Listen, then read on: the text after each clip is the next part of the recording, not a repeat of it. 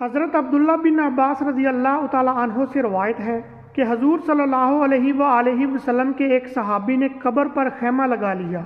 اور ان کو پتہ نہ تھا کہ یہ قبر ہے۔ خیمے میں بیٹھے بیٹھے اچانک دیکھتے کیا ہیں کہ اس میں ایک انسان ہے اور وہ سورہ تبارک الذی بیدہ الملک پڑھ رہا ہے۔ پڑھتے پڑھتے اس نے پوری سورت ختم کر دی۔ یہ واقعہ انہوں نے حضور صلی اللہ علیہ وآلہ وسلم کی خدمت میں عرض کیا تو آپ صلی اللہ علیہ وآلہ وسلم نے فرمایا کہ یہ سورت عذاب روکنے والی ہے اور اس کو عذاب سے بچا رہی ہے۔ حضرت ابو ہریرہ رضی اللہ تعالی عنہ سے روایت ہے کہ رسول اللہ صلی اللہ علیہ وآلہ وسلم نے فرمایا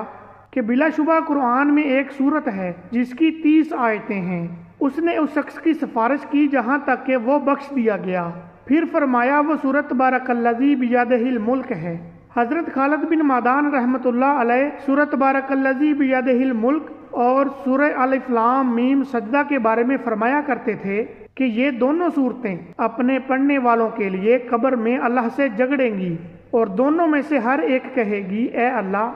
اگر میں تیری کتاب میں سے نہیں ہوں تو مجھے اپنی کتاب سے مٹا دے۔ یہ بھی فرماتے تھے کہ یہ پریوں کی طرح اپنے پڑھنے والوں پر پر پھیلا دیں گی